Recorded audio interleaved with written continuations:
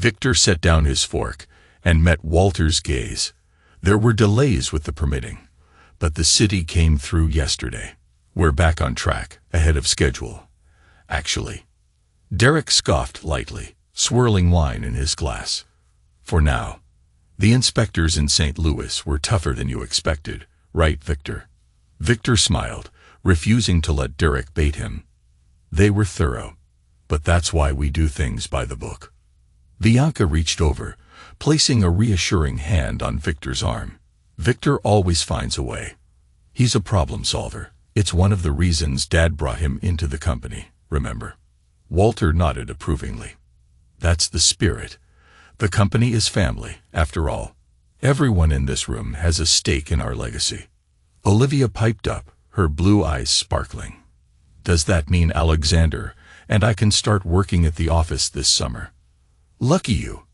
Alexander teased with a grin. You just want to have lunch at the fancy cafe every day. The adults laughed, the tension briefly dissolving. Victor looked around the table, feeling the surge of complicated gratitude. He knew every member of this family, by blood or by marriage, looked to him as the pillar holding their empire together. Later, as he poured himself a nightcap in Walter's study, Bianca slipped in quietly. You handled Derek well tonight, she said softly. Victor shrugged, sipping his drink. He'll always find something to criticize. But I don't mind a challenge. Bianca smiled, leaning against the doorframe. It's more than that. Something's different, Victor. Between us, I mean. He set down his glass and nodded. I know. I feel it too. They stood there in the dim glow of the study lamp, neither knowing what to say next. The silence between them felt heavier than it should. Finally, Bianca broke the moment, her voice barely above a whisper. Tomorrow's another big day. Try to sleep, all right. Victor watched her go, the memory of her touch lingering on his arm. He finished his drink and gazed out the window at the glittering Boston skyline, contemplating the cost of the empire he'd built, wondering if he'd paid too much for the life he'd always wanted.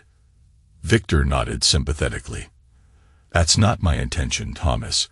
I want Blackwood timber to remain the cornerstone of New England's finest development projects. I have the resources to invest in modernization, not dismantle your legacy. Thomas regarded Victor over the rim of his glass. You make a compelling case. Most men your age lack vision or scruples. I've heard plenty about your methods, Victor. Some say you're ruthless. Victor met his gaze directly. I'm driven, Thomas, because I have everything to lose if I fail. But I also know what it means to build something that lasts. After a moment of thoughtful silence, Thomas chuckled. Well said. If anyone's to take the helm, I'd rather it be you than those soulless holding companies. They sealed the deal with a handshake, and Victor promised to have his legal team draft the papers. As he stepped out into the cool night air, Victor felt a surge of triumph, tempered by the weight of secrecy. He knew this move would send shockwaves through Pinnacle's board. Derek would realize too late that Victor had turned their own maneuvering on its head. Returning home, Victor found Bianca waiting in the kitchen, her expression unreadable. Late night. Business. He nodded. Opportunities come when you least expect them, he replied, pouring himself a fresh cup of coffee. She watched him closely, as if searching for the man she'd married beneath the layers of strategy and competition. Victor, are you happy? She asked quietly. For a moment, her question caught him off guard. He hesitated, then offered her a small, genuine smile. I think so. Or maybe I just don't know how to stop chasing what's next. Bianca reached for his hand. Just don't forget what you have. Right here. Victor squeezed her fingers gently, feeling the warmth between them. Flickering, but not yet extinguished. He realized in that quiet moment that everything he fought for, every risk he took, was meant to protect what mattered most. Outside, the city lights of Boston glimmered, promising more challenges, and perhaps second chances. Candles flickered along the length of the dining table, casting a warm glow over the crystal and silverware. Bianca moved gracefully among the guests, her laughter ringing out as she welcomed each arrival with practiced charm. Outside, the rain transformed Boston's streets into shimmering ribbons of light, but inside, everything sparkled. Victor greeted Sophia Ryan personally, offering her a glass of wine. "We're so grateful you could join us tonight, Sophia. I hear you enjoy French cuisine. I insisted on the chef's coq au vin." Sophia smiled, her direct gaze giving nothing away. "Thank you, Victor. I'm eager to hear about your vision for Riverfront. I've read the prospectus, but I always like to hear a story in the founder's own words." Victor nodded, escorting her to the table. As the evening unfolded, he navigated the conversations with ease, answering pointed questions from the board, subtly undermining Derek's denied asides, and detailing the careful planning and ambition behind every pinnacle project. At the other end of the table, Derek was deep in conversation with Benjamin Wright. Victor watched them out of the corner of his eye, noting the tight smiles and conspiratorial whispers. It was clear the Phoenix Group deal, and its shadowy discounts, was still being discussed. During dessert, Bianca raised her glass. "To new beginnings, for our family, for Pinnacle, and for Boston's next great landmark." Her blue eyes lingered on Victor a little too long, then flickered to Derek. Victor hid his growing unease behind a polite smile, clinking glasses with Sophia and the others. He sensed layers of meaning in Bianca's toast. As the evening drew to a close, guests trickled out into the storm, and the house fell quiet. Bianca buzzed with a strange energy. Her cheeks flushed as she cleared plates with unusual determination. Victor found her in the kitchen, running water unnecessarily over already clean crystal. "Did you enjoy yourself?" he asked, leaning against the counter.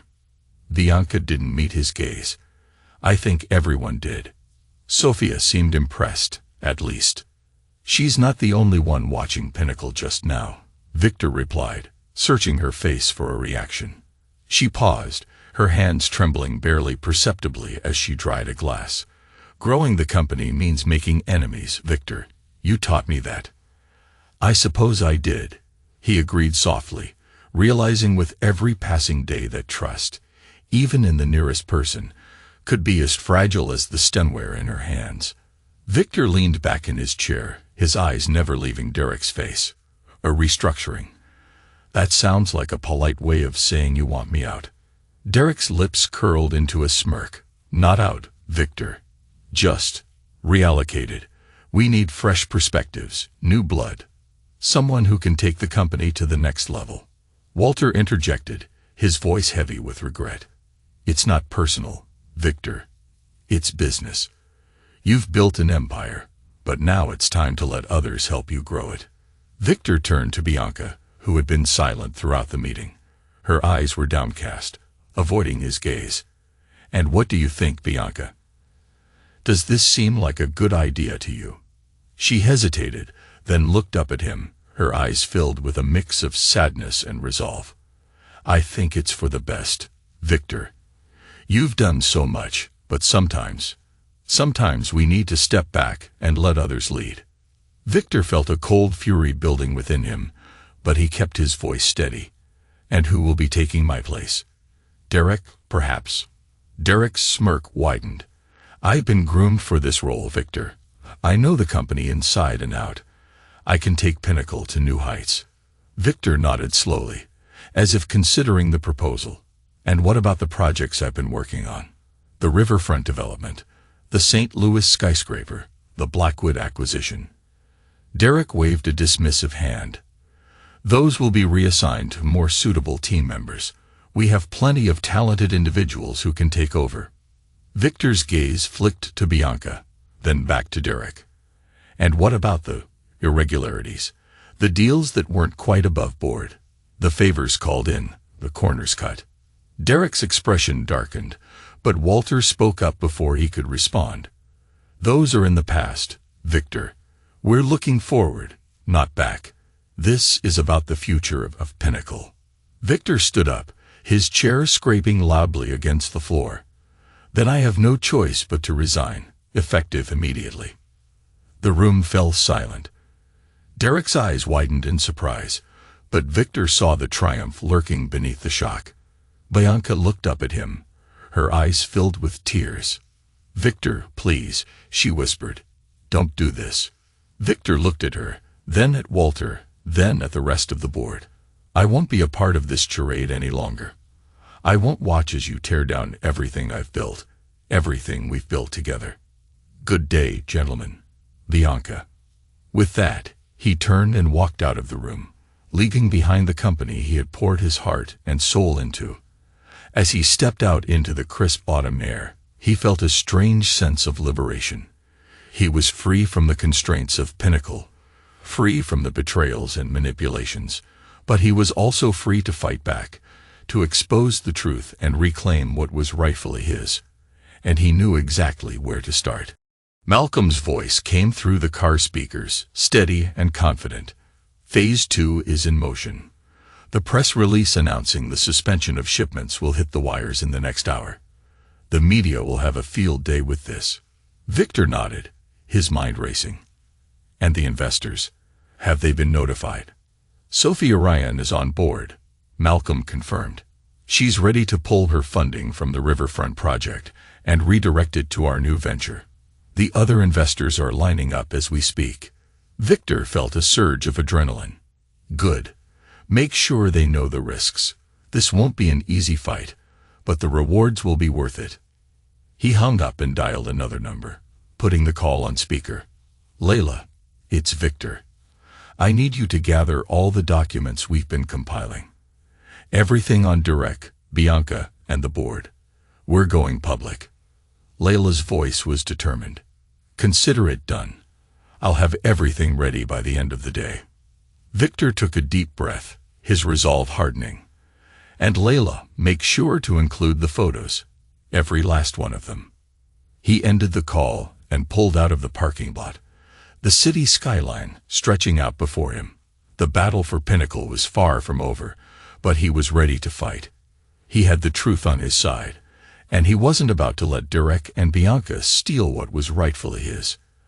As he drove, he thought about his children, about the life he'd built, and the dreams he still held. He thought about the empire he created, and the betrayals that had threatened to tear it down. But he also thought about the future, about the opportunities that lay ahead, and the fight that was yet to come. He picked up his phone and dialed another number, this time putting the call on speaker. "August, it's Victor. I need you to meet me at the office. We have a lot of work to do." August's voice was eager. "I'm on my way. What's the plan?" Victor smiled, a cold, determined smile. "The plan is to take back what's ours, to expose the truth and bring down those who would see us fall. We're going to war, August, and we're not going to lose." He hung up and turned onto the highway, the city lights fading in his rearview mirror. Ahead lay the unknown, but he was ready to face it head-on. He was Victor Mercer, and he would not go down without a fight. Sophia picked up the document, her eyebrows raising as she scanned the pages. "You're serious about this? You're actually going to challenge them?" Victor nodded. "I'm not just challenging them, Sophia. I'm going to take back what's mine, and I'm going to do it with or without your help." She leaned back in her chair, her expression thoughtful. "You have the vision, Victor. I've always admired that about you, but you need more than just vision to win this war. You need capital, and you need allies." Victor met her gaze steadily. "I have a plan. A solid one. And I have the documents to prove that Pinnacle's current leadership is corrupt. Derek and Bianca have been manipulating the company from the inside, cutting deals that benefit them personally while undermining the projects I've been working on." Sophia's eyes narrowed. "I've heard rumors. But rumors aren't enough to sway investors. You need hard evidence." Victor slid a USB drive across the table. "Everything you need is on there. Financial records, emails, photographs. Enough to expose their betrayal and bring down the house of cards they've built." Sophia picked up the drive, tucking it into her purse. "I'll review it. But I need to know one thing, Victor. Are you in this for revenge, or are you in this to build something better?" Victor didn't hesitate. "Both. I won't let them get away with what they've done. But more importantly, I won't let them destroy the legacy I've built. I want to create something new, something stronger, something that will outlast them all." Sophia smiled, a slow, calculating smile. "Then you have my support. Mercer Architectural Developments will have the backing of Ryan Investments. But know this, Victor, if you fail, I won't hesitate to cut my losses and walk away. This is a business, not a charity." Victor extended his hand. "I wouldn't expect anything less. But I won't fail, Sophia. I can't." She shook his hand, her grip firm and confident. "Good. Then let's get to work. We have a company to dismantle and an empire to build." As they left the cafe, Victor felt a renewed sense of purpose. He had the backing he needed, the evidence to expose the truth, and the determination to see this through. The battle for Pinnacle was far from over, but he was ready to fight. And this time, he would not be the one to fall. Word spread quickly throughout Boston's tightly knit development world, and Victor's phone began to ring with inquiries from frustrated project managers, architects, and investors desperate for a way forward. Within 2 weeks, Mercer Architectural Developments had signed consulting contracts with 3 of Pinnacle's most lucrative former clients, each eager to salvage their investments and resume construction using Blackwood's premium materials. Sophia kept a careful eye on expenditures, but privately remarked to Victor that she hadn't seen such rapid momentum since her earliest days in venture capital. As the projects began to move forward, Victor worked 18-hour days building client trust, overseeing negotiations, and ensuring his team operated as a single, focused unit. The new firm's culture, transparent, collaborative, and fiercely driven, stood in stark contrast to the growing chaos inside Pinnacle. Meanwhile, news of Pinnacle's halted developments made headlines in the business press. Questions about management competence, supply chain failures, and whispers of internal conflict circulated among financiers and contractors alike. Under mounting pressure from clients, Derek scrambled to mitigate the fallout. He sent increasingly frantic emails to Walter and the board, proposing desperate, costly solutions that only highlighted the depth of their predicament. Victor watched all this unfold with intense satisfaction. But despite the professional victories, the personal cost weighed heavily. Each night, after the last emails and phone calls were sent, he stared at Alexander and Olivia's messages on his screen, longing for the moment he could give them hope, not just in his return, but in a future none of them had dared to imagine. As March faded into April, Mercer Architectural Developments was poised for explosive growth, while Pinnacle teetered on the brink of crisis. Victor understood this was just the beginning. The real test, both for his company and for himself, was yet to come. But Victor knew this was just the beginning. He had to play his cards carefully, ensuring that every move he made was calculated and precise. He couldn't afford to make any mistakes, not when so much was at stake. The next few weeks were a whirlwind of activity. Victor's team worked tirelessly, finalizing contracts, securing permits, and laying the groundwork for their first major project. The media began to take notice, and articles started appearing in local and national publications, praising Mercer Architectural Development's innovative approach and rapid success. Meanwhile, Pinnacle's struggles became more public. Construction delays, cost overruns, and client defections were reported in the business sections of newspapers and online news sites. The board, under increasing pressure, called for another emergency meeting. Derek, his face pale and drawn, presented a grim report on the company's financial health. Walter, looking weary and defeated, listened silently as Derek outlined the dire situation. After the meeting, Walter pulled Derek aside. "We need to find a way to end this," he said, his voice barely above a whisper. "Victor has us cornered, and we're running out of options." Derek's eyes flashed with anger. "We can't just give in to him.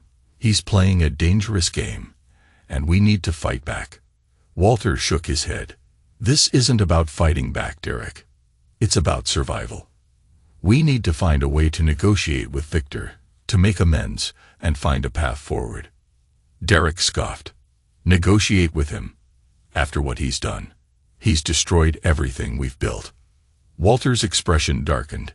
And who's to blame for that? You pushed too hard, Derek. You underestimated Victor, and now we're paying the price. Derek's face turned red with rage. I won't let him get away with this. I won't let him win. Walter sighed, his shoulders slumping. It's not about winning or losing, Derek. It's about doing what's best for the company. And right now, that means finding a way to work with Victor, not against him. As the days turned into weeks, the tension between Victor and Pinnacle reached a boiling point. Clients continued to defect, suppliers grew wary, and the media's scrutiny intensified. Victor knew that the time for a final showdown was approaching. He had to be ready, to have every detail planned and every contingency covered. One evening, as Victor sat in his office, poring over financial statements and legal documents, his phone rang. It was Sophia Ryan. Victor, we need to talk, she said, her voice urgent. I've been doing some digging, and I think I've found a way to turn the tables on Derek and Bianca. Victor's interest piqued. What have you found? Sophia hesitated, as if choosing her words carefully. I can't discuss it over the phone. We need to meet in person. Tomorrow night. My office. Can you make it? Victor agreed, his mind racing with possibilities. As he hung up the phone, he knew that the next day would bring a turning point in his battle against Pinnacle, and he was ready to face whatever challenges lay ahead. I'll be here for you both, no matter what, he promised, his voice steady and reassuring. As he watched them drive away, Victor felt a mix of determination and sadness. He knew the road ahead would be challenging, but he was resolved to see it through, for his children and for himself. The next day, Victor received a call from Sophia. We need to accelerate our plans, she said, her voice urgent. Pinnacle is on the brink of collapse, and we need to strike while they're vulnerable. Victor agreed, and they began to finalize the details of their next move. They would launch a massive public relations campaign, highlighting the failures of Pinnacle's leadership and the successes of Mercer Architectural Developments. They would also begin negotiations with key investors, offering them a chance to transfer their support to Victor's new firm. As the weeks passed, the media landscape shifted dramatically. Articles and opinion pieces began to appear, questioning the competence of Pinnacle's leadership and praising Victor's vision and leadership. The stock market responded, with Pinnacle's shares continuing to plummet while Mercer's value soared. Meanwhile, Victor continued to build his company, hiring top talent and securing high-profile projects. He worked tirelessly, driven by a desire to prove himself and to build a legacy that would outlast the betrayals and setbacks he had endured. One evening, as Victor sat in his office, reviewing the latest financial reports, he received a visit from an unexpected guest.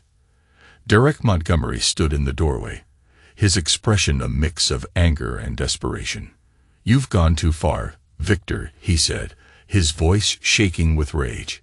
You're destroying everything we've built. Victor looked up from his papers, his expression calm and composed. I'm building something new, Derek. Something that will stand the test of time. Something that won't crumble under the weight of betrayal and greed. Derek's face turned red with fury. You think you can just walk away and start over? You think you can take everything from us and not face the consequences? Victor stood, his voice steady and unyielding. I'm not taking anything, Derek. I'm building something better, and I won't let anyone stand in my way. Derek's eyes narrowed, and for a moment, Victor thought he might lunge across the desk. But instead, Derek took a deep breath, his expression hardening. You won't win this, Victor. I won't let you. Victor smiled, a cold, determined smile. We'll see about that, Derek. We'll see. Victor leaned back in his chair, a satisfied smile playing on his lips. That's excellent news, Thomas. Thank you for letting me know. As he hung up the phone, Victor felt a surge of triumph. The battle for Pinnacle was far from over, but he was gaining the upper hand. He knew that Derek and Bianca were desperate, and desperate people made mistakes. He just had to be patient and wait for the right moment to strike. The next few weeks were a flurry of activity. Victor's team worked tirelessly, finalizing contracts, securing permits, and laying the groundwork for their expanding portfolio of projects. The media continued to cover their successes, and investors were lining up to back Mercer architectural developments. Meanwhile, Pinnacle's struggles became more public. Construction delays, cost overruns, and client defections were reported in the business sections of newspapers and online news sites. The board, under increasing pressure, called for another emergency meeting. Derek, his face pale and drawn, presented a grim report on the company's financial health. Walter, looking weary and defeated, listened silently as Derek outlined the dire situation. After the meeting, Walter pulled Derek aside.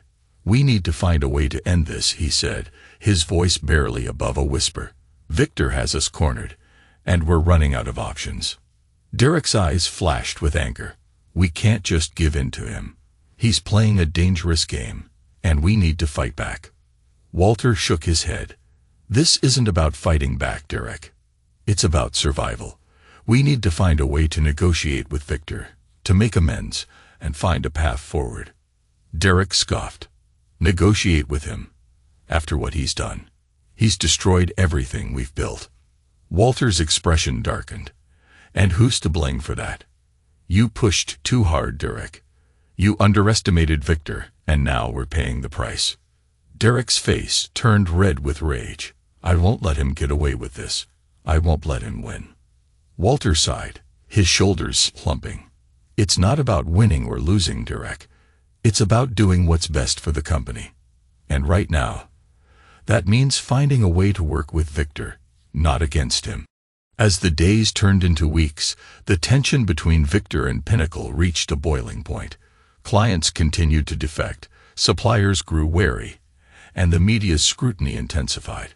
Victor knew that the time for a final showdown was approaching. He had to be ready, to have every detail planned and every contingency covered.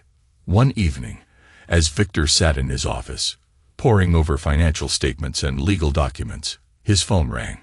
It was Sophia Ryan. "Victor, we need to talk," she said, her voice urgent.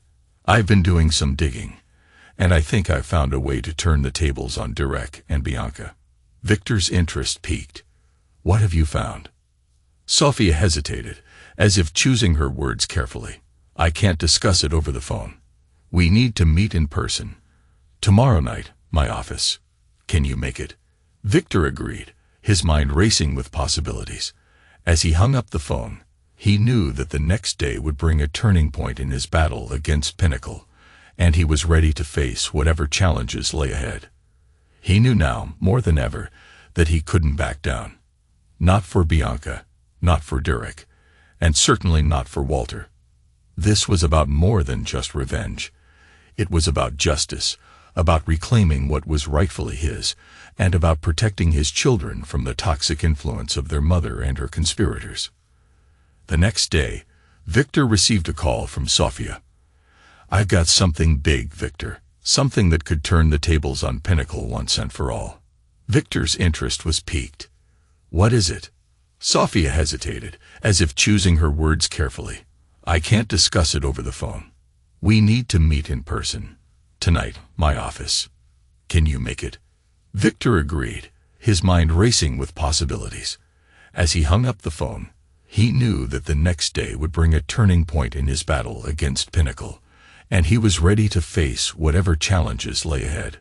That evening, Victor arrived at Sophia's office, a sleek, modern space overlooking the Boston skyline. Sophia greeted him with a serious expression, leading him to a conference room where a large screen displayed a series of documents and photographs. "This is what I've found," Sophia said, gesturing to the screen. "Derek has been embezzling funds from Pinnacle for years. He's been funneling money into offshore accounts, using shell companies to launder the funds, and he's been doing it with Bianca's help." Victor's eyes widened as he scanned the documents. "How did you find this?" Sophia smiled.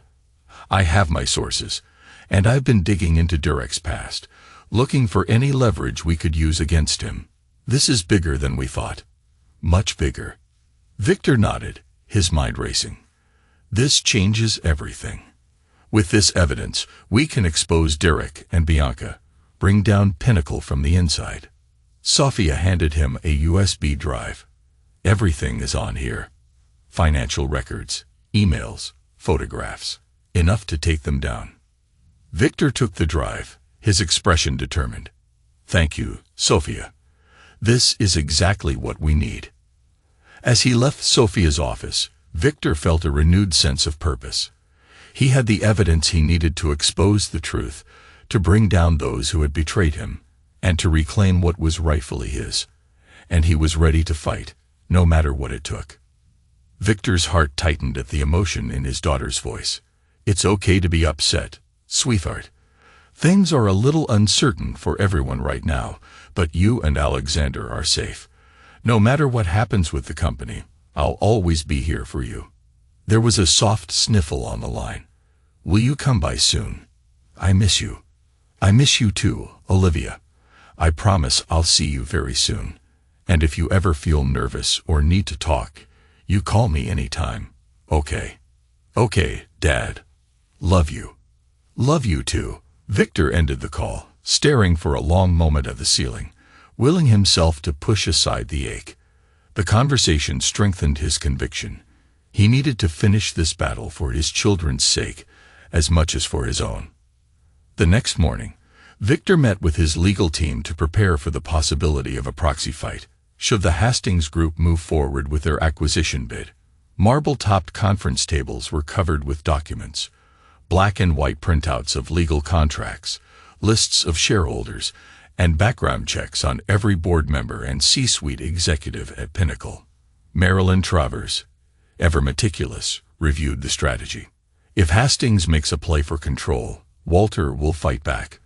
Bianca and Derek will have to choose between their shares and whatever illusions of power they still hold, she said. We have the leverage, thanks to your evidence, but we need a clean win, no public circus. Victor nodded. I want my children spared as much as possible. Let's nail down every detail. If this gets messy, Pinnacle's reputation and their fortune will sink even further. Marilyn smiled. Consider it covered. By the end of the day, Victor was exhausted but optimistic. He had the Hastings Group's conditional interest, solid support from Sophia Rand, and enough evidence to collapse the facade Derek and Bianca had so carefully constructed. The days of fighting in the shadows were over.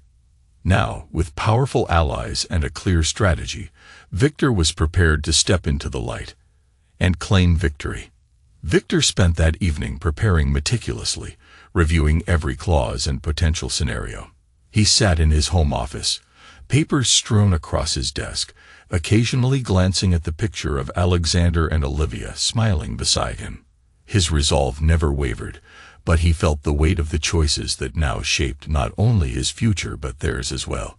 The next morning, he arrived at the imposing glass headquarters of the Hastings Group early, greeted at the lobby by Ruth's efficient chief of staff.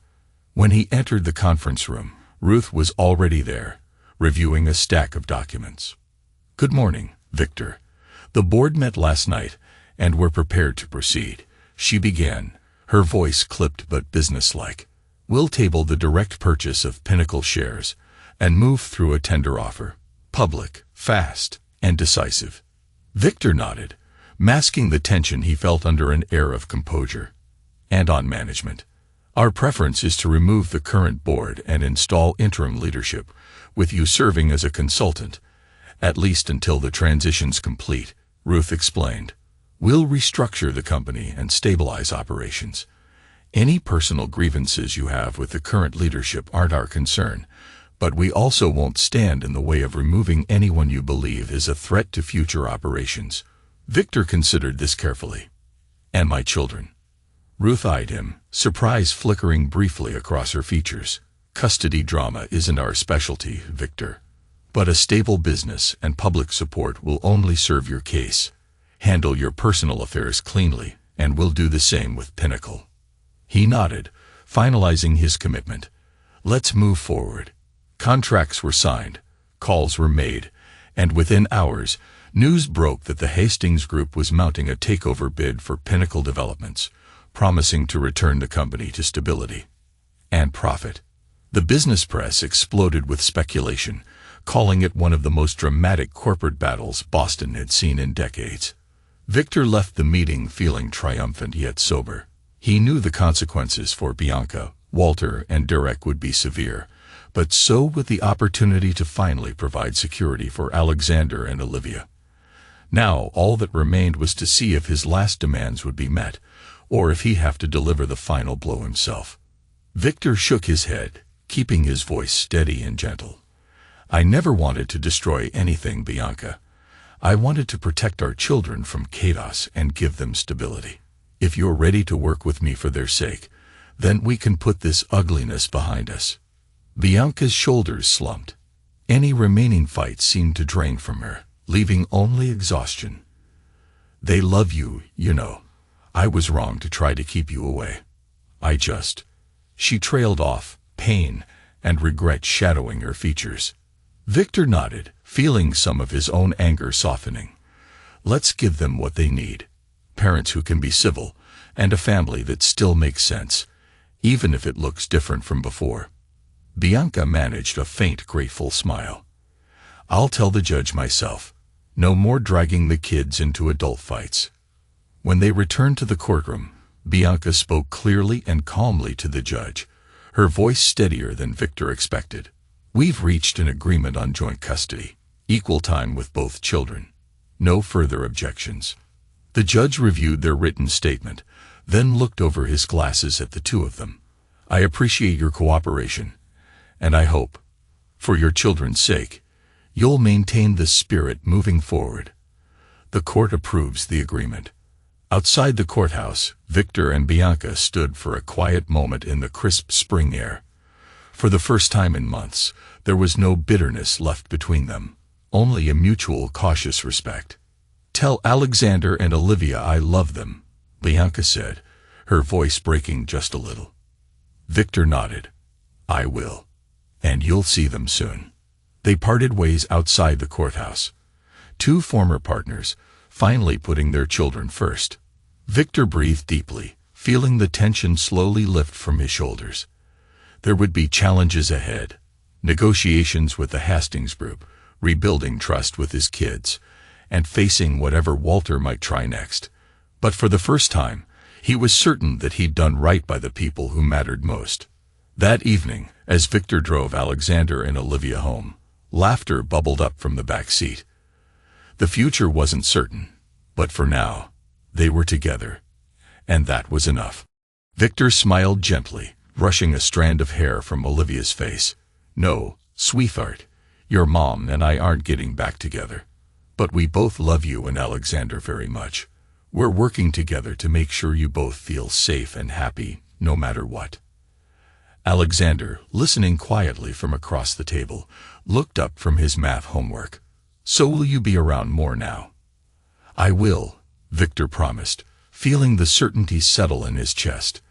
I'll be here for both of you, and things are going to get better from here. We're all going to learn a new way to be a family. The evening passed with laughter and stories, the tentative beginnings of healing filling the old echoes of conflict. Victor savored the familiarity of home and the closeness of his children, understanding that even with all the business battles and betrayals behind him, this was the true victory. Over the next few days, the business merger moved forward at a steady pace. Bianca and Victor maintained a professional, if distant, communication, both committed to keeping their children's well-being central amid the changes. The press followed every development, but the family gradually grew used to the glare, focusing instead on their new routines and rekindled bonds. By the end of the month, the future of the newly merged company, now Hastings Pinnacle Mercer, looked bright. Ruth Hastings presided as chairwoman, Victor led as CEO, and the board included diverse voices, with a dedicated seat maintained for children's interests. A formal celebration for employees and partners ushered in the next chapter, with toasts to courage, vision, and second chances. As the party wound down, Victor stepped onto the balcony overlooking Boston's twinkling skyline. Walter, smiling and healthier than he'd looked in years, joined him for a quiet moment. "For all the pain we've caused each other, I think we both wanted the same thing," Walter said, "a legacy worth leaving for our children." Victor nodded, watching his family and colleagues through the glass. "Not just for them, but with them, Walter. That's how we build something that lasts." The lights of the city shimmered with promise. For the first time in a long while, Victor found peace in the work of both rebuilding and forgiving. Blackwood Timber, through Thomas and his advisors, will control 15%, Ruth continued, and the remaining 10% will be available to senior management and key employees as equity incentives. Everyone at this table gets a seat on the board, but key decisions will require supermajority approval to protect all investor interests. Victor nodded, his tone measured and professional. "I want clear language in the charter that the children's trust shares can't be diluted or sold without my consent until they're of legal age. And Bianca's board seat should be advisory, not operational." "She agrees, but I want it in writing." Walter, appearing less combative than he had in months, offered a reluctant smile. "You're ensuring your legacy, Victor.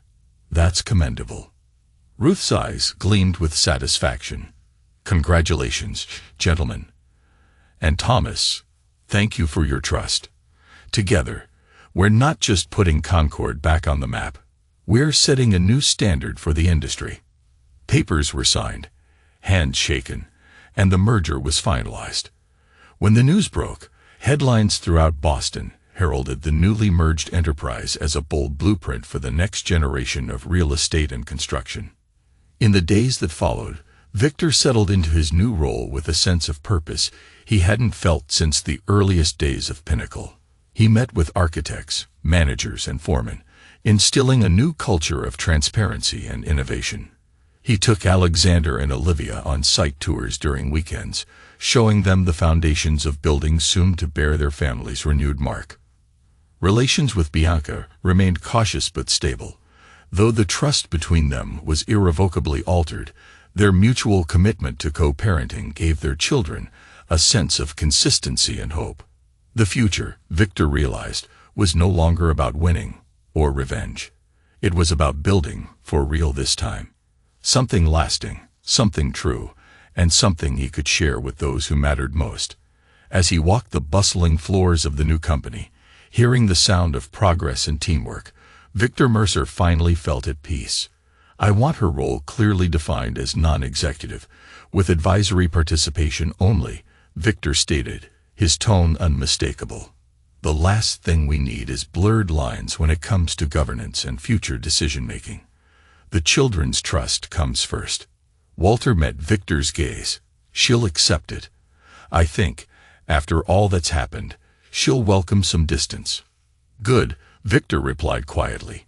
He gave Walter a final, respectful nod before stepping out into the corridor, feeling a burden lift from his shoulders. Over the next days, drafts of the new corporate bylaws circulated, each clause carefully considered to balance legacy, stability, and innovation. Victor worked late into the evenings, not out of necessity, but out of genuine excitement for building something enduring. Finally, the day of the official launch arrived. The whole board, senior leadership, and a crowd of press and employees gathered in the newly christened Pinnacle Mercer Holdings atrium. Banners bearing both names, Pinnacle and Mercer, fluttered above blueprints for future projects, and the new logo gleamed behind Victor as he stepped to the podium.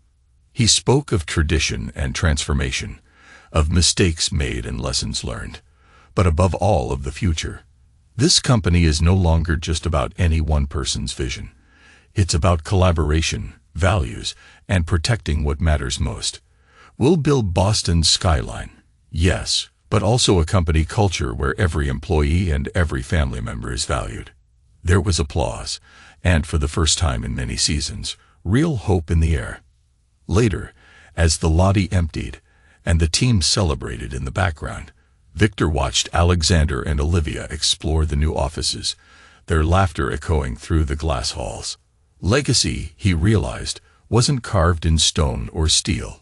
It lived in the choices he made, the integrity he insisted upon, and in the bright eyes of the next generation.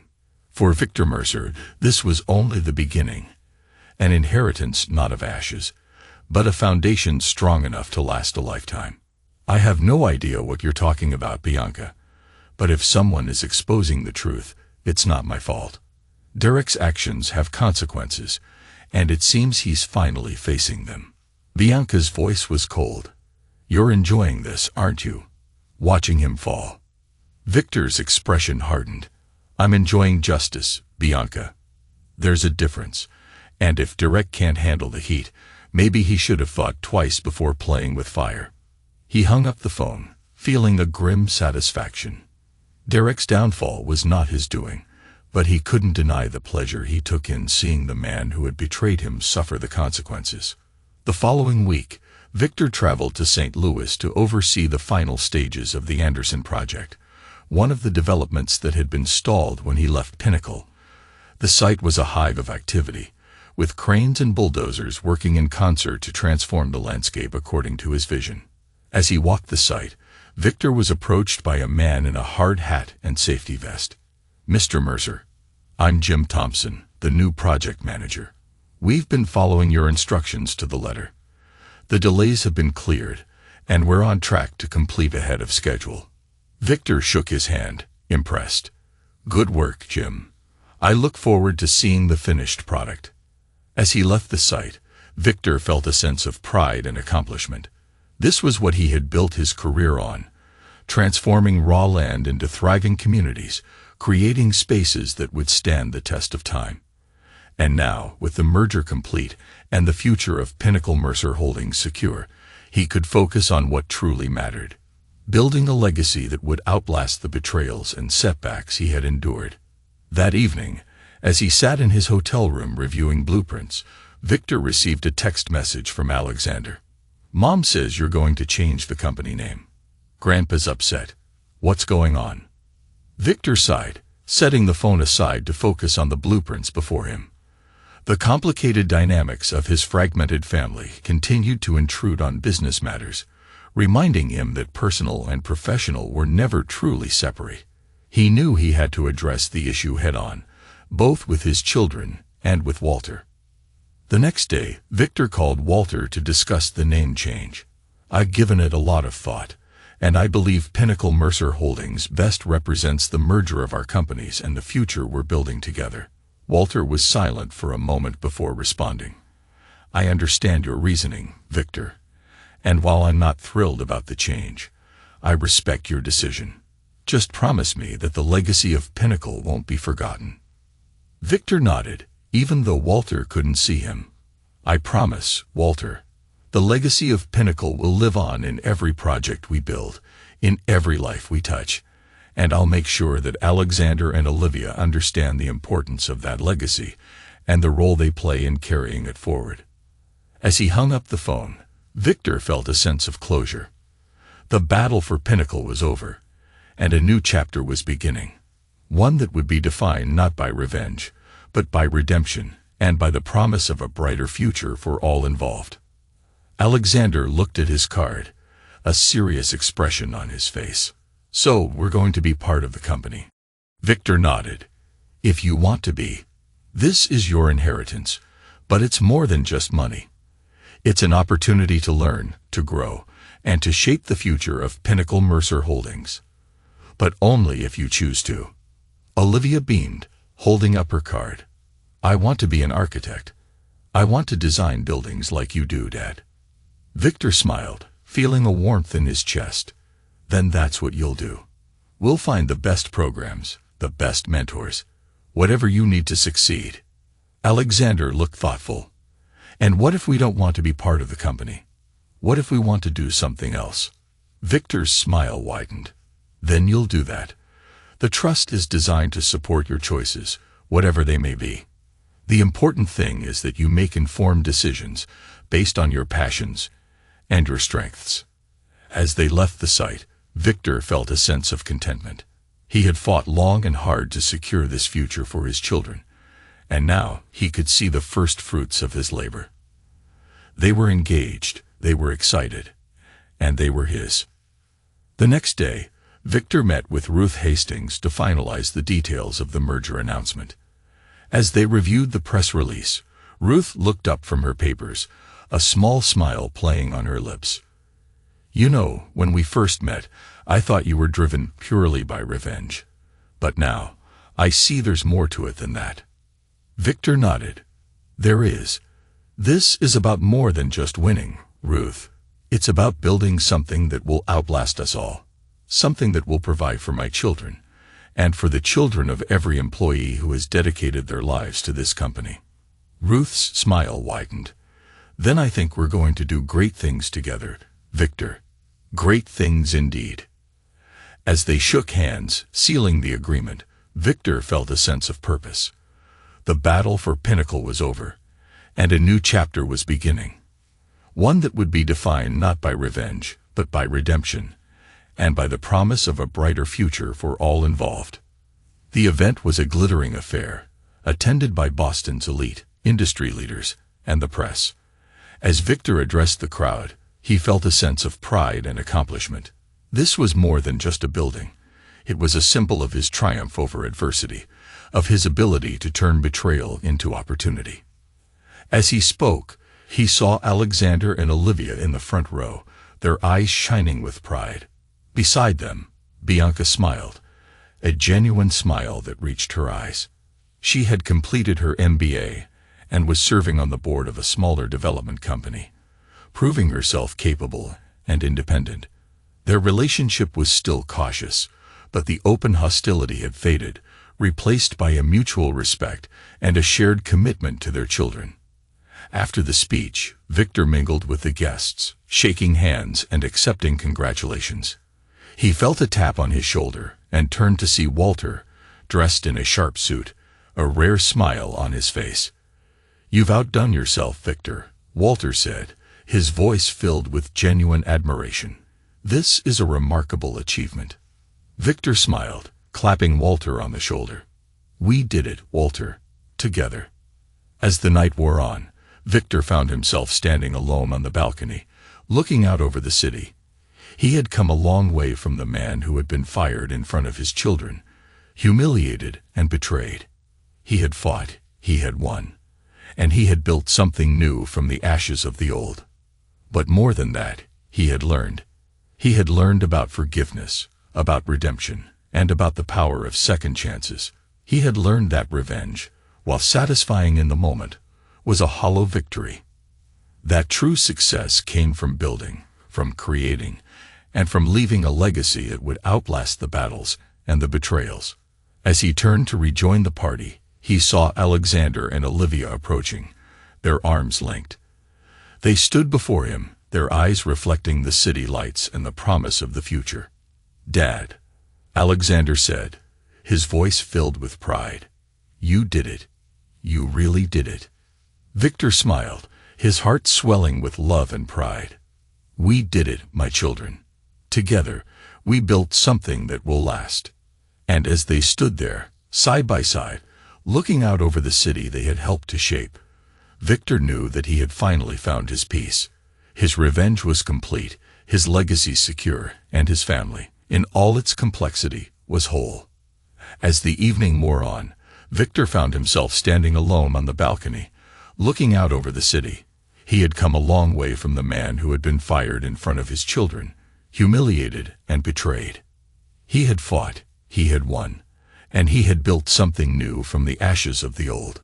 But more than that, he had learned. He had learned about forgiveness, about redemption, and about the power of second chances. He had learned that revenge, while satisfying in the moment, was a hollow victory. That true success came from building, from creating, and from leaving a legacy that would outlast the battles and the betrayals. As he turned to rejoin the party, he saw Alexander and Olivia approaching, their arms linked. They stood before him, their eyes reflecting the city lights and the promise of the future. "Dad," Alexander said, his voice filled with pride. "You did it. You really did it." Victor smiled, his heart swelling with love and pride. "We did it, my children. Together, we built something that will last. And as they stood there, side by side, looking out over the city they had helped to shape, Victor knew that he had finally found his peace. His revenge was complete, his legacy secure, and his family, in all its complexity, was whole. The next day, Victor received a call from Sophia Rian. "Congratulations on the monarch, Victor. It's a stunning achievement." Victor thanked her, genuinely pleased by her praise. "What can I do for you, Sophia?" "I've been reviewing our investment portfolio, and I think it's time to expand our partnership. I have a few projects in mind that I believe would benefit from your expertise and the resources of Pinnacle Mercer. Are you interested?" Victor's mind raced with possibilities.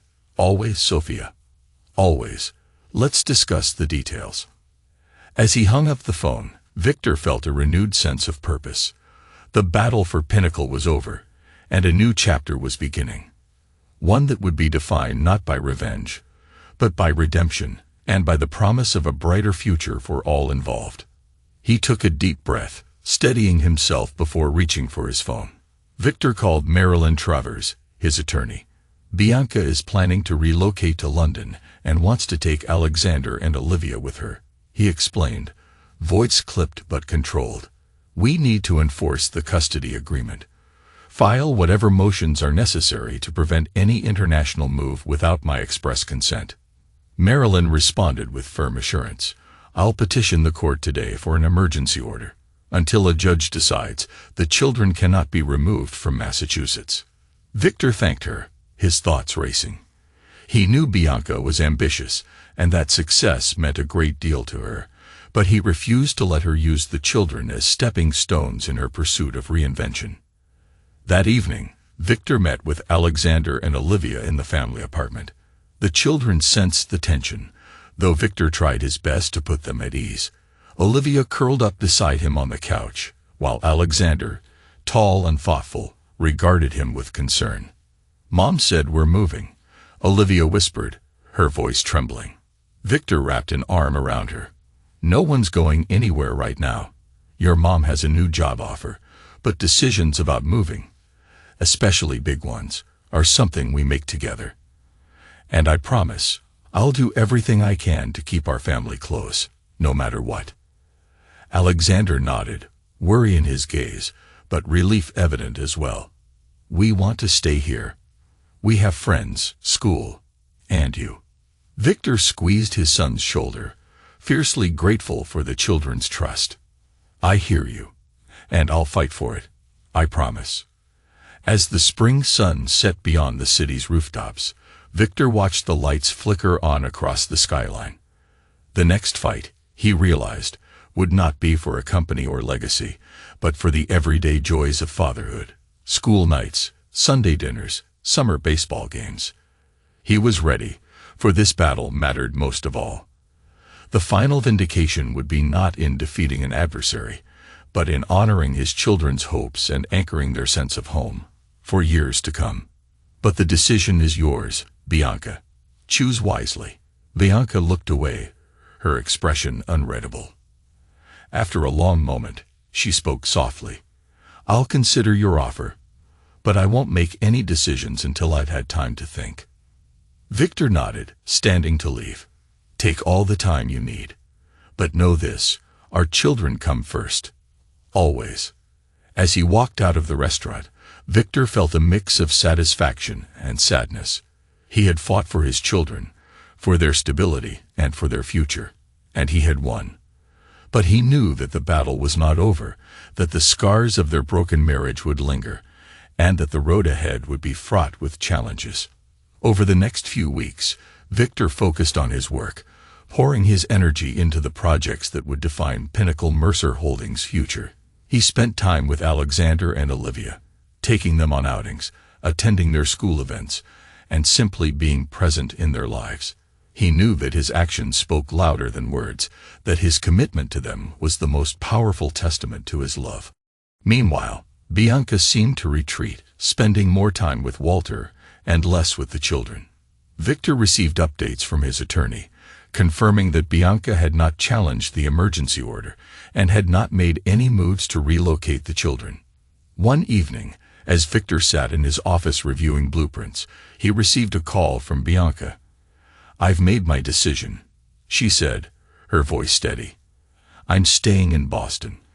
I'll take the position you recommended at Sterling Development, and I'll abide by our custody agreement." Victor felt a wave of relief. "I'm glad to hear it, Bianca. The children will be happy to have you close." There was a pause. Then Bianca spoke again, her voice softer. "Thank you, Victor, for giving me a choice, for not forcing me into a corner. I know I've made mistakes, but I want to be a better mother. I want to be there for them." Victor's heart ached for the pain in her voice. "We all make mistakes, Bianca. The important thing is that we learn from them and move forward.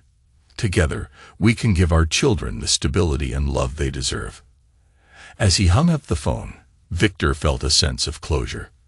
The battle for his children's future was over, and a new chapter was beginning.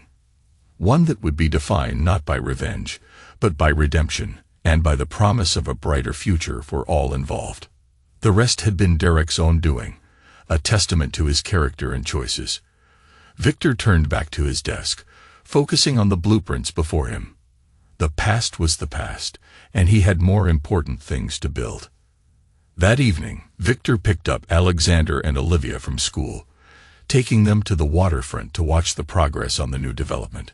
The children chattered excitedly, their eyes wide with wonder as they imagined the future park, the apartments, and the shops that would soon fill the space. "This is going to be amazing, Dad," Olivia exclaimed, her voice filled with enthusiasm. "I can't wait to see it finished." Alexander nodded in agreement.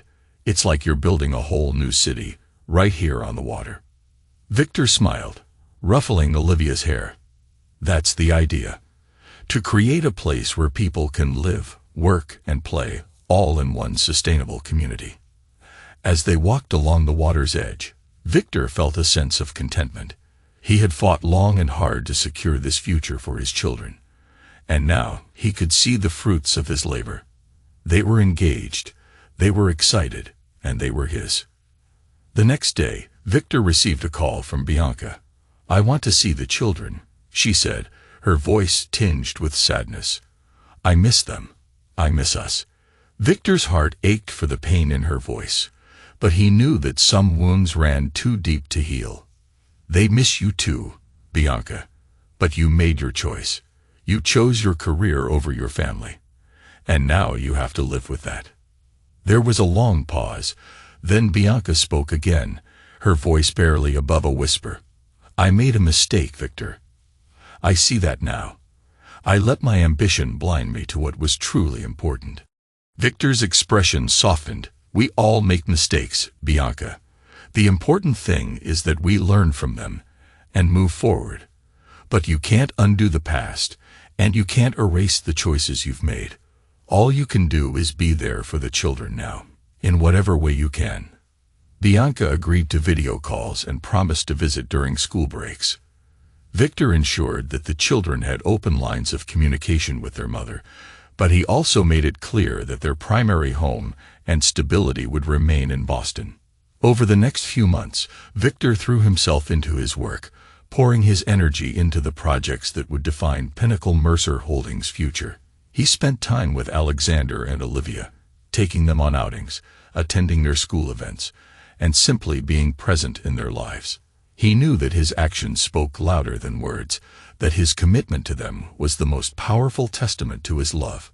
And as he stood on the waterfront, watching the sun set over the city he had helped to shape, Victor knew that he had finally found his peace. His revenge was complete, his legacy secure, and his family, in all its complexity, was whole. Victor smiled, feeling a deep sense of satisfaction and contentment.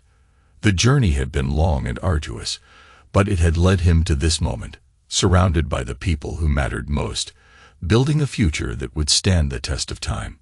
As Alexander and Olivia continued their work, Victor couldn't help but reflect on how far they had all come. From the depths of betrayal and humiliation to the heights of success and redemption, they had forged a new path together, one that was built on trust, integrity, and an unwavering commitment to each other. The next day, Victor received a call from Ruth Hastings. "Congratulations on the Olympic Development Project, Victor. The board is thrilled with the progress you've made. Pinnacle Mercer is poised to become a global leader in sustainable development." Victor thanked her, feeling a sense of pride and accomplishment. "It's been a team effort, Ruth. Everyone has contributed to this success." Ruth's voice was warm. "And what about you, Victor? What's next for you personally? You've rebuilt the company, secured your children's future, and proven yourself as a visionary leader. What drives you now?" Victor thought about the question seriously. "I want to continue building, Ruth. Not just buildings, but a legacy. A legacy that will inspire my children and future generations to strive for excellence, to value integrity, and to never settle for less than they deserve." Ruth's smile was evident in her voice. "Then I have no doubt that you'll continue to achieve great things, Victor. Great things indeed." As he hung up the phone, Victor felt a renewed sense of purpose. The battle for Pinnacle was over, and a new chapter was beginning. One that would be defined not by revenge, but by redemption, and by the promise of a brighter future for all involved. And as he stood there, looking out over the city he had helped to shape, Victor knew that he had finally found his peace. His revenge was complete, his legacy secure, and his family, in all its complexity, was whole. The end.